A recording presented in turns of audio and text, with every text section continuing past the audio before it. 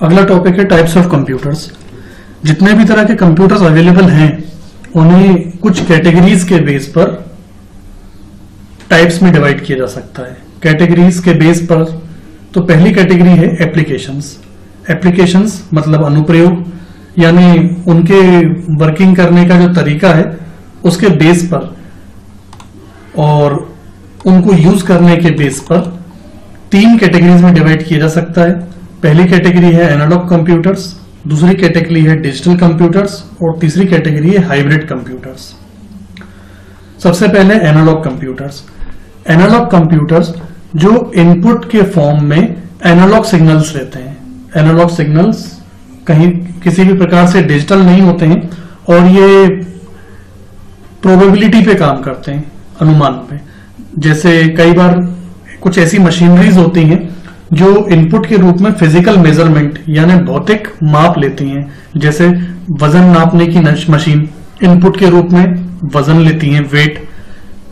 Thermometer input के रूप में तापमान लेता है, टेम्परेचर। ऐसे कई सारी मशीनरीज जो इनपुट के रूप में सिग्नल्स ना लेते हुए फिजिकल मेजरमेंट यानी कि भौतिक राशियां जैसे वजन, दबाव, प्रेशर वगैरह लेती हैं। ऐसी मशीनरीज को एनालॉग कंप्यूटर के थ्रू रिप्रेजेंट किया जा सकता है। एनालॉग कंप्यूटर वे कंप्यूटर होते हैं जो भौतिक मात्राएं जैसे कि दाब, प्रेशर, तापमान, लंबाई आदि को मापकर उनके परिमाप यानी कि रिजल्ट अंकों में यानी डिजिट्स में व्यक्त करते हैं। जैसे पेट्रोल पंप पे लगी हुई मशीन्स जितना पेट्रोल वो उत्सर्ग करती हैं, जितना पेट्रोल वो डिस्चार्ज करती हैं, बाहर निकालती हैं, उसके हिसाब से उसका मीटर चलता जाता है। तो इस तरह के जो मशीनरीज कंप्यूटर के फॉर्म में लगे रहते हैं, ऐसी मशीनरीज को एनालॉग कंप्यूटर कहा जाता है। यूं समझ लिया जाए कि एनालॉग कंप्यूटर्स वो कंप्यूटर हैं जो डिजिट्स को इनपुट के रूप में ना लेते हुए अलग अलग मेजरमेंट्स को, अलग अलग राशियों को, अलग अलग तरह के माप को इनपुट के रूप में लेते हैं और फिर उसे आउटपुट के रूप में देते हैं। अगली कैटेगरी है डिजिटल कंप्यूटर्स। डिजिटल कंप्यूटर्स नाम से ही समझ में आता है वो कंप्यूटर्स जो इनपुट के फॉर्म में डिजिट्स को लेते हैं। डिजिट्स यानी कि 0 और 1। जैसे हमारा सिंपल कंप्यूटर जो हम ऑफिस में यूज करते हैं या डेली पर्पसेस के लिए यूज में लेते हैं, उसमें कीबोर्ड और माउस लगा हुआ रहता है। कीबोर्ड और माउस से के थ्रू जो भी डेटा इनपुट किया जाता है वो डेटा सिग्नल्स के फॉर्म में यानी कि 0 और 1 के रूप में इनपुट होता है, इसलिए ऐसी मशीनरीज को डिजिटल कंप्यूटर कहा जाता है। इस तरह के कंप्यूटर किसी भी तरह से कोई फिजिकल मेजरमेंट इनपुट में नहीं लेते हैं, मतलब ये कैपेबल नहीं होते कि किसी भी तरह का वजन, प्रेशर या टेम्परेचर को इनपुट कर पाए। ये इनपुट केवल बिट्स का ही कर पाते हैं, 0 और 1 का। और साधारण रूप से जो हम कंप्यूटर यूज करते हैं उन्हें हम डिजिटल कंप्यूटर्स की कैटेगरी में इंक्लूड कर सकते हैं। एप्लीकेशन के आधार पर ही तीसरी कैटेगरी हाइब्रिड कंप्यूटर्स की है। हाइब्रिड कंप्यूटर्स दोनों के कॉम्बिनेशन को कहा जाता है। एनालॉग कंप्यूटर और डिजिटल कंप्यूटर की कैपेबिलिटीज इसमें होती हैं। दोनों ही तरह के कंप्यूटर्स, एनालॉग और डिजिटल कंप्यूटर्स की तुलना में ये ज्यादा पावरफुल कंप्यूटर कहा जा सकता है क्योंकि ये इनपुट के रूप में अंक भी ले सकता है, 0 और 1। तो ऑब्वियसली इसमें कीबोर्ड, माउस, स्कैनर जैसी डिवाइसेस तो हम जोड़ ही सकते हैं और साथ ही इसमें एनालॉग इनपुट लेने की भी कैपेबिलिटीज है, यानी कि ये मशीन प्रेशर, टेम्परेचर, अलग अलग तरह के फिजिकल मेजरमेंट्स को भी इनपुट कर सकती है और दोनों तरह की कैपेबिलिटीज होने के कारण इसे हाइब्रिड कंप्यूटर कहा जाता है। ये सुपर स्पेशलिटी कंप्यूटर आमतौर पर हॉस्पिटल्स में भी देखे जा सकते हैं। हॉस्पिटल में आपने आईसीयूज में जो मशीन लगी देखी होती है, क्योंकि पेशेंट्स की बॉडी पे अलग अलग ऑर्नामेंट्स के थ्रू कनेक्टेड रहती है।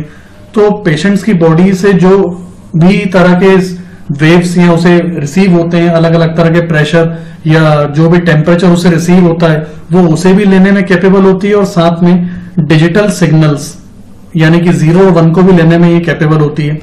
तो यूं कहा जा सकता है कि hybrid computer is the combination of both analog computer and digital computer, and it is capable of taking both kind of inputs. It can take digital input as well as it is also capable of taking physical measurements like temperature, pressure, etc. तो applications के base पर पूरे computer systems को तीन ही categories में divide किया जा सकता है। पहली कैटेगरी एनालॉग कंप्यूटर्स, दूसरी कैटेगरी डिजिटल कंप्यूटर्स और तीसरी कैटेगरी है हाइब्रिड कंप्यूटर्स। जितने भी अवेलेबल कंप्यूटर्स हैं उन्हें यदि हम पर्पस के बेस पर, पर्पस यानी उनके उद्देश्य के आधार पर डिवाइड करें तो दो तरह के कंप्यूटर्स की कैटेगरी मानी जा सकती है। पहली कैटेगरी कहलाएगी जनरल पर्पस कंप्यूटर्स यानी सामान्य उद्देशीय कंप्यूटर। दूसरी कैटेगरी है स्पेशल पर्पस कंप्यूटर यानी विशिष्ट उद्देशीय कंप्यूटर। नाम से ही समझ में आता है जनरल पर्पस कंप्यूटर ये ऐसे कंप्यूटर हैं जिनमें अनेक प्रकार के कार्य करने की क्षमता होती है, लेकिन साधारण कार्य जैसे आपको लेटर्स वगैरह ड्राफ्ट करने हो, कुछ ऑफिशियल डॉक्यूमेंटेशन करना हो, एग्रीमेंट्स तैयार करने हो, एम्प्लॉयज की इंफॉर्मेशंस कलेक्ट करनी हो, एंटरटेनमेंट के लिए यूज में लेना हो, इंटरनेट चलाना हो, या यूं कहें कि ऑफिस में लगाए जाने वाले, घर में यूज किए जाने वाले, कॉलेजेस स्कूल्स में पढ़ाए जाने के लिए जिन कंप्यूटर्स का यूज लिया जाता है वो सारे कंप्यूटर सामान्य उद्देशीय कंप्यूटर कहलाते हैं। इसी के अपोजिट कुछ कंप्यूटर्स जो सामान्य उद्देश्यों से अलग हटकर कुछ विशेष प्रयोजनों यानी कि स्पेशल पर्पसेस के लिए ही यूज में लिए जाते हैं, उनको विशिष्ट उद्देशीय यानी स्पेशल पर्पस कंप्यूटर कहा जाता है। यह ऐसे कंप्यूटर हैं जिन्हें किसी विशेष कार्य के लिए तैयार किया जाता है। इनकी सीपीयू की क्षमता उस कार्य के अनुरूप होती है। इसका मतलब यह है कि इनकी कैपेबिलिटीज भी स्पेशल पर्पसेस के हिसाब से ही होती हैं। जैसे उदाहरणार्थ संगीत संपादन, मतलब अगर ऑडियो और म्यूजिक वगैरह की एडिटिंग करनी हो, इसके अलावा टीवी ब्रॉडकास्टिंग करनी हो, अंतरिक्ष विज्ञान यानी जो स्पेस साइंस के लिए अलग अलग ऑपरेशंस होते हैं, मौसम विज्ञान, वेदर की फोरकास्टिंग करना मतलब, और युद्ध के विमानों का संचालन करना वगैरह वगैरह, उपग्रह संचालन यानी सैटेलाइट्स को कंट्रोल करना, ये सारे ही ऑपरेशंस कहीं से भी जनरल पर्पस के यानी सामान्य उद्देश्य के नहीं कहे जा सकते। तो यूं कहा जा सकता है कि बड़े पर्पसेस के लिए, स्पेशल पर्पसेस के लिए जो कंप्यूटर्स यूज में लिए जाते हैं उन कंप्यूटर्स को स्पेशल पर्पस कंप्यूटर्स कहा जाता है। तो पर्पस के बेस पे जितने भी कंप्यूटर्स हैं उन्हें दो कैटेगरी में बांटा जा सकता है। पहला जनरल पर्पस कंप्यूटर और दूसरा स्पेशल पर्पस कंप्यूटर। यदि साइज को बेस माना जाए, साइज कंप्यूटर के साइज को यदि आधार माना जाए तो जितने भी तरह के कंप्यूटर्स हैं उन्हें बेसिकली चार कैटेगरीज में डिवाइड किया जा सकता है। पहला माइक्रो कंप्यूटर्स, दूसरा मिनी कंप्यूटर्स, तीसरा मेन फ्रेम और चौथा सुपर। यहां पर जिस ऑर्डर में ये चारों के नाम लिखे गए हैं, माइक्रो, मिनी, मेन फ्रेम और सुपर, उसी ऑर्डर से ही हमें इन्हें साइज का अनुमान लगाना है। यूं समझ लीजिए कि इन चारों में सबसे छोटा साइज माइक्रो का है, उससे बड़ा साइज मिनी का है, उससे बड़ा मेन फ्रेम और उससे बड़ा साइज है सुपर का। साइज के साथ साथ इनकी क्षमताएं भी, इनकी कैपेसिटी भी इसी ऑर्डर में बढ़ेंगी। मतलब इन चारों में से सबसे कम कैपेसिटी है माइक्रो की, उससे ज्यादा कैपेसिटी है मिनी और फिर मेन फ्रेम और फिर सुपर।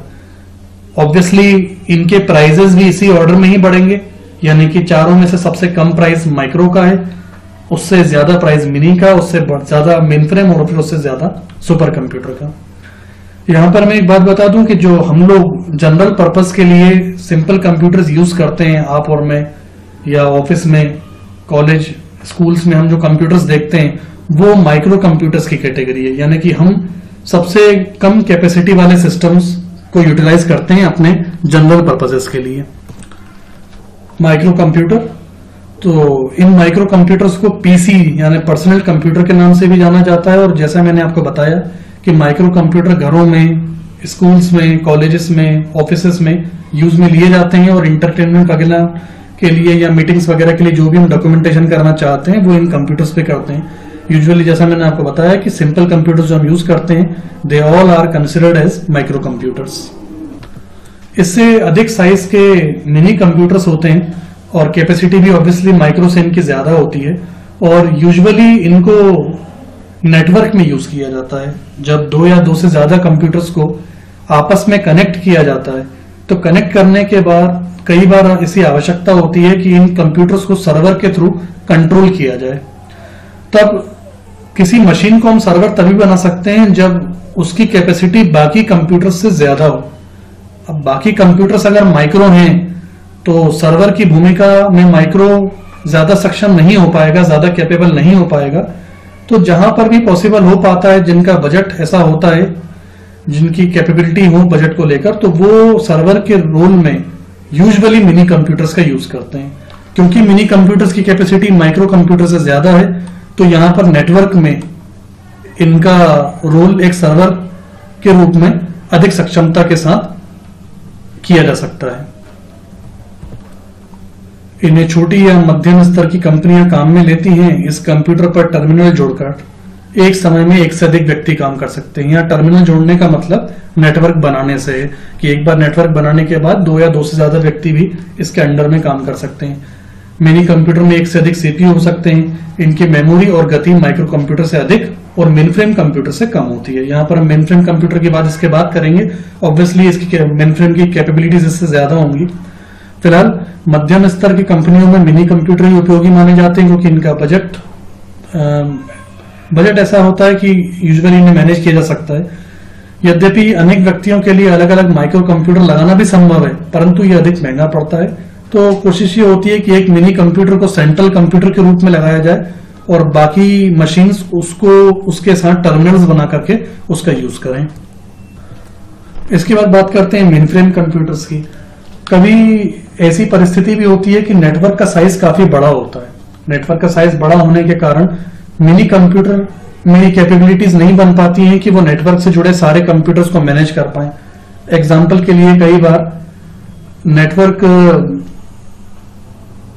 नेटवर्क सीमाओं से परे होता है। फॉर एग्जाम्पल अगर हम मोबाइल नेटवर्क की बात करें तो मोबाइल नेटवर्क में जितने भी मोबाइल्स यूज में लिए जाते हैं वो सभी क्लाइंट का रोल प्ले करते हैं। उदाहरण के लिए जैसे हमने किसी को कॉल लगाया, तो जब हमने अपने मोबाइल से उनका फोन नंबर डायल करा तो हमारा मोबाइल क्लाइंट के रोल में। क्लाइंट मोबाइल से कॉल डायल करने के बाद सबसे पहले ये रिक्वेस्ट मोबाइल कंपनी के सर्वर के पास जाएगी। सर्वर ये वेरिफिकेशन करेगा कि हमारे मोबाइल से जो कॉल किया गया है वो वैलिड है या नहीं है, बैलेंस है या नहीं है।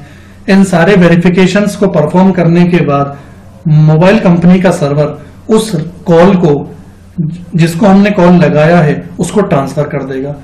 और जितनी देर हम बात करेंगे उसके हिसाब से मोबाइल बिल जनरेट होगा या सिम का बैलेंस कम होगा। तो ये सारे कैलकुलेशंस एक सर्वर के थ्रू ही किए जाते हैं। ऑब्वियसली ये सर्वर एक बड़े मोबाइल नेटवर्क को संचालित कर रहा है, तो यहां पर ऐसी हैवी मशीनरी की आवश्यकता होती है जो इतने सारे मोबाइल्स को मैनेज कर सके। तो यहां पर मिनी कंप्यूटर के बजाय बहुत ज्यादातर यूज में लिया जाता है मेन फ्रेम कंप्यूटर। कहने का मकसद केवल यह है कि मिनी कंप्यूटर की तरह ही मेन फ्रेम कंप्यूटर का भी बहुत ज्यादातर यूसेज नेटवर्क कंट्रोल करने के लिए किया जाता है। लेकिन जहां पर नेटवर्क का साइज काफी बड़ा हो और जहां पर क्लाइंट्स की संख्या भी बहुत ज्यादा हो, तो ऐसे नेटवर्क को मैनेज करने में मिनी कंप्यूटर संभवतः फेल हो जाता है और उसमें इतनी कैपेबिलिटी नहीं होती कि वो इतने बड़े नेटवर्क को मैनेज कर पाए। तो केवल उस परिस्थितियों में बड़ी सक्षम कंपनीज मेनफ्रेम कंप्यूटर्स का यूज करती हैं। तो मेनफ्रेम कंप्यूटर यहां पर कॉस्ट के लिहाज से, साइज के लिहाज से और कैपेसिटीज के लिहाज से मिनी से भी ज्यादा पावरफुल है और माइक्रो से तो खैर इसकी कोई तुलना है नहीं। साइज के बेस पर जो चौथा कंप्यूटर हम कंसिडर करते हैं वो है सुपर कंप्यूटर। ऑब्वियसली नाम से ही हमें समझ में आता है यहां पर कि ये सबसे ज्यादा हैवी कॉन्फ़िगरेशन वाले कंप्यूटर सिस्टम्स हैं और अभी तक ये प्राइवेट पर्सपेक्टिव में यूज में नहीं लिए जाते हैं। केवल गवर्नमेंट के ही अधीन इनका प्रयोग किया जा रहा है। लगातार इन पर डेवलपमेंट भी चल रहा है और किसी भी तरह से प्राइवेट सेक्टर में अभी ये अवेलेबल नहीं है। कैपेसिटी के हिसाब से बहुत ज्यादा हैवी माने जाते हैं और बहुत स्पेशल पर्पसेस के लिए ही इनका प्रयोग गवर्नमेंट के द्वारा किया जाता है। इनके यूसेज की अगर बात करें तो साइंटिस्ट के द्वारा की जाने वाली कुछ स्पेशल रिसर्च के लिए, वेदर की फोरकास्टिंग यानी मौसम की भविष्यवाणी करने के लिए, और बहुत ज्यादा कोई गवर्नमेंट के सुपर स्पेसिफिक ऑपरेशंस अगर हों तो उनके लिए इस तरह के कंप्यूटर का प्रयोग किया जाता है। साइज, कॉस्टिंग और कैपेसिटी के हिसाब से ये माइक्रो, मिनी और मेन फ्रेम इन तीनों के ही कंपैरिजन में बहुत अधिक माने जाते हैं। तो एक बार और कंप्यूटर के टाइप्स को लेकर समरी में डिस्क्राइब कर देता हूं। साइज के बेस पर कंप्यूटर्स को 4 कैटेगरी में बांटा गया है, माइक्रो, मिनी, मेन फ्रेम और सुपर। पर्पसेस के बेस पर कंप्यूटर्स को 2 कैटेगरी में रखा गया है, जनरल पर्पस कंप्यूटर और स्पेशल पर्पस कंप्यूटर। एप्लीकेशन यानी अनुप्रयोग के बेस पर कंप्यूटर सिस्टम को 3 कैटेगरी में बांटा गया है। सबसे पहले एनालॉग कंप्यूटर्स, फिर डिजिटल कंप्यूटर्स और तीसरा है हाइब्रिड कंप्यूटर्स।